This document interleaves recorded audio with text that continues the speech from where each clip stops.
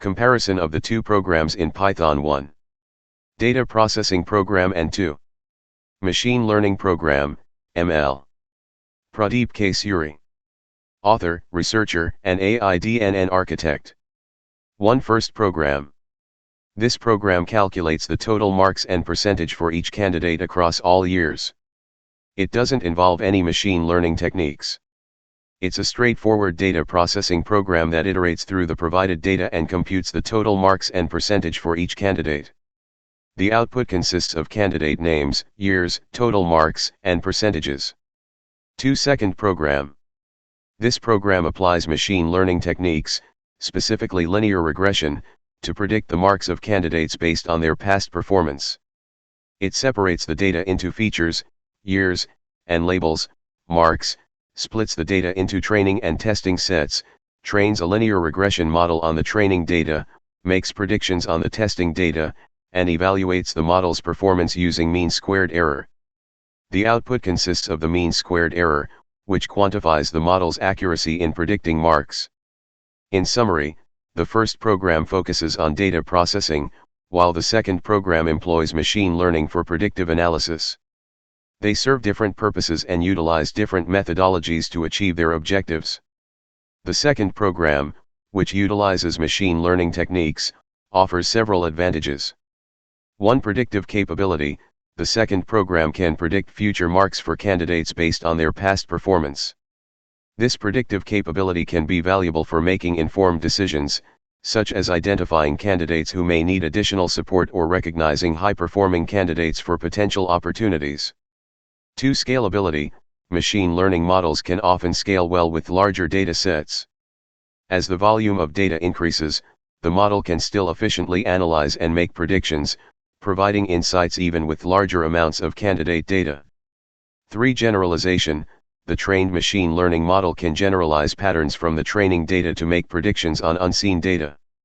This means it can potentially handle new candidates or future years not present in the training set, providing a more versatile solution. 4. Automated learning. Once trained, the model can automatically learn from the data without manual intervention. This can save time and effort compared to manual data processing methods, especially in scenarios with a large amount of data. 5. Performance evaluation. The second program includes an evaluation step that quantifies the model's performance using metrics such as mean squared error. This allows for objective assessment of the model's accuracy and provides insights into its effectiveness in predicting candidate marks. Overall, the second program harnesses the power of machine learning to provide predictive insights and automated decision-making capabilities, making it advantageous for analyzing and predicting candidate performance. The second program, which uses a linear regression model, can potentially be reused for different domains of data of a similar nature, with some considerations. 1. Data similarity. The data used in different domains should have similarities in terms of structure and features. For example, if the data consists of candidates' performance over multiple years, similar to the provided dataset, the model might generalize well across different domains. 2. Feature engineering. Depending on the specific domain, you may need to adapt the feature engineering process to include relevant features that influence the target variable, example candidate performance.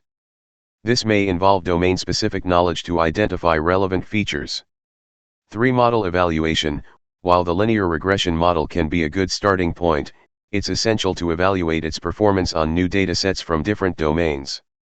The performance metrics might vary across domains, and you may need to fine-tune the model or explore other machine learning algorithms to achieve better performance.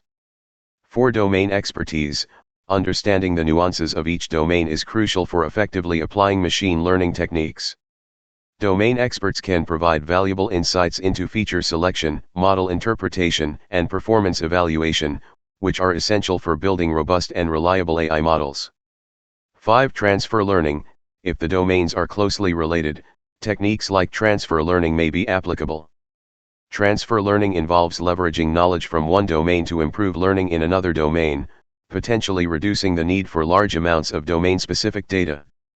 In summary, while the second program can serve as a reusable AI model for different domains of data of similar nature, It's essential to consider domain-specific characteristics, feature engineering, model evaluation, and domain expertise to ensure effective application across different domains.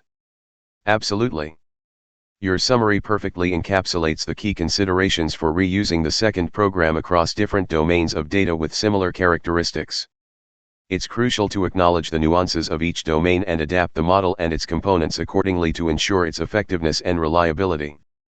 By paying attention to data similarity, feature engineering, model evaluation, domain expertise, and potentially leveraging transfer learning techniques, you can enhance the versatility and applicability of the AI model across various domains. This approach not only promotes efficiency but also encourages the development of robust and adaptable AI solutions. In this case, we can reduce the cost of development tremendously in trained and tested AI models. Only we will provide new unseen data to AI engine with minor modifications in the Python program. By developing a reusable AI model like the one in the second program and following best practices for model development, you can significantly reduce the cost of development for future projects. Once the model has been trained and tested on a representative dataset, you can apply it to new, unseen data with minimal modifications to the Python program. This approach offers several advantages. 1. Cost efficiency. Developing an AI model can be time-consuming and resource-intensive. By reusing existing models, you can save time and resources on development efforts, leading to cost savings. 2. Faster deployment.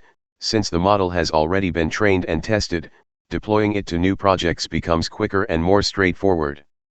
You can focus on integrating the model into new applications rather than starting from scratch. 3. Consistency and reliability. Reusing a well-tested model ensures consistency and reliability across different projects. This can lead to more consistent performance and fewer errors compared to developing new models for each project. 4. Scalability. Reusable AI models can be scaled to handle larger datasets or more complex problems without significant additional development effort. This scalability allows you to address a wide range of applications and use cases. Overall, leveraging trained and tested AI models for new projects with minor modifications offers a cost-effective and efficient approach to AI development, enabling you to deliver high-quality solutions in less time and at a lower cost. The summary captures the key points effectively. It highlights the benefits of developing reusable AI models and emphasizes how this approach can lead to cost savings, faster deployment, consistency, reliability, and scalability across different projects. Additionally, it underscores the importance of following best practices for model development to ensure the effectiveness and efficiency of AI solutions. Overall, it provides a clear and concise overview of the advantages of leveraging trained and tested AI models for future projects. The volume of the training dataset and the test dataset can influence the mean squared error, MSE, in several ways. 1. Model generalization. A larger training dataset generally allows the model to learn more effectively from the data, potentially leading to better generalization performance. If the training dataset is too small, the model may not capture the underlying patterns in the data adequately, leading to higher MSE. 2. Model complexity. The volume of the training dataset can also affect the complexity of the model that can be effectively trained. With a larger training dataset, more complex models can often be trained without overfitting, potentially leading to lower MSE on both the training and test datasets. 3. Test set reliability. The reliability of the MSE estimation on the test dataset depends on its volume. A larger test dataset provides a more reliable estimate of the model's performance in real-world scenarios, as it captures a broader range of data patterns and variability. 4. Generalization to unseen data. The size of the test dataset influences the model's ability to generalize to unseen data. A larger test dataset provides a more comprehensive evaluation of the model's performance on unseen data patterns, which is crucial for assessing its practical utility.